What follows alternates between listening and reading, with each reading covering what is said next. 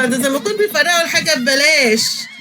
ماما شوفي الفستان ده، ياه تحفة. حلو ماشي، بس بكام؟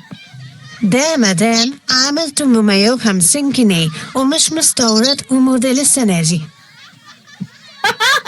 ليه يا اختي 850؟ ليه؟ هو في دهب في البطانة؟ ها؟ خليه 400 وخلصينا. لا يا مدام، هو طبعا كده احنا مش مغاليين ولا حاجة. يا نور، يلا لفي في المحلات التانية يمكن نلاقي أرخص.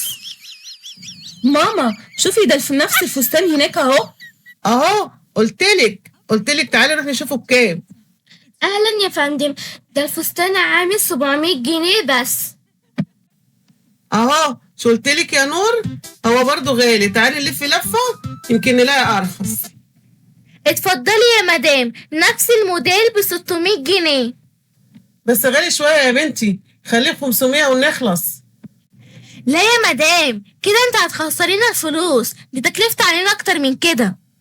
يا ست خلاص 520 آخر كلام. لا والله ما هينفع، احنا كده بناخد رزق عيالنا.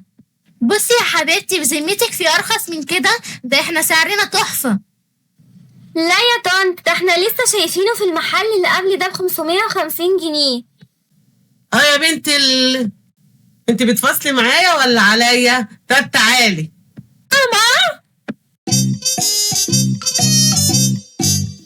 وهو الفصال فن، بس المرة الجاية ما تاخديش بنتك معاكي.